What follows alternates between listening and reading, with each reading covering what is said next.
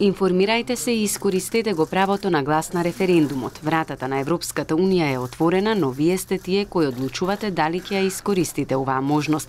Ја повтори уште еднаш пораката од Европската Унија еврокомесарот за проширување Јоханес Хан во денешната средба со премиерот Зоран Заев.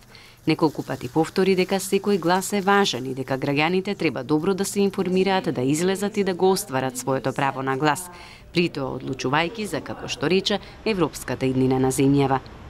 Again and again, it's entirely up to you, the citizens of, I still have to say, the former Yugoslavic Republic of Macedonia. And I don't like this abbreviation FYROM, and I hope I can. Yeah, but and if I have a humble, so to say, request, I would really like to speak in future about North Macedonia. But it's about you have to decide if I can do so in the future. Еврокомесарот Хан, меѓу другото, апелираше до политичките лидери од референдумот да не прават партиски настан, бидејќи според него не е време за играње политички игри. This was my message to everybody. I also said to the Prime Minister a couple of months ago, my suggestion is to have in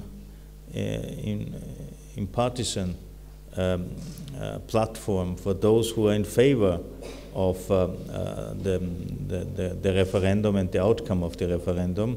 Премиерот Заев пак најави дека до крајот на месецот ќе започне скринингот за спроведените реформи, а до јуни следната година вети спроведување на двојно повеќе реформи во клучни области, како што се владење на правото, борбата против корупцијата, реформи во јавната администрација и реформи во разузнавачките служби. На новинарско прашање за руско влијание околу референдумот, тој повтори дека нема докази дека Русија има некое влијание овде во однос на референдумот. Точно исто така дека Русија не е среќна со проширувањето на НАТО овде во Република Македонија. Таа нема ништо против проширувањето на Европската Унија со целиот Западен Балкан, но генерално е против НАТО проширувањето со Македонија и тоа го коментира дури јавно.